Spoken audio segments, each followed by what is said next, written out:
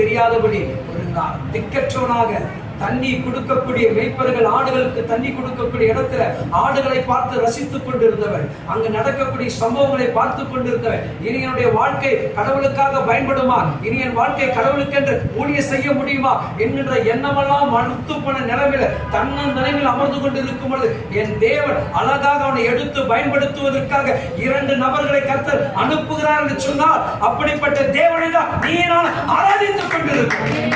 அதை அழைத்த தேவன் உண்மை விட மாட்டார். ஊழியம் செய்கிற வரைக்கும் திக்கற்ற ஒரு வாழ்க்கை, ஒன்றுமே அவனுக்கு என்ன இருக்காது. அடுத்த என்ன கிடையாது, ஆகாரம் கிடைக்குமா, வாழ்க்கை கிடைக்குமா, சந்தோஷம் கிடைக்குமா, அதெல்லாம் கிடையாது. சாப்பாடு கிடைச்சிடா போதுமா. என்ன நினைச்சாங்க, நம்ம ஃபர்ஸ்ட் அப்படிதாங்க இருந்தோம், ஃபர்ஸ்ட் அப்படிதாங்க இருந்தோம். ஏதாவது விடுதலை கிடைச்சா போதும், ஏதாவது ஆகாரம் கிடைச்சா போதும். எல்லாம் வந்த பிறகு என்ன பண்றான்,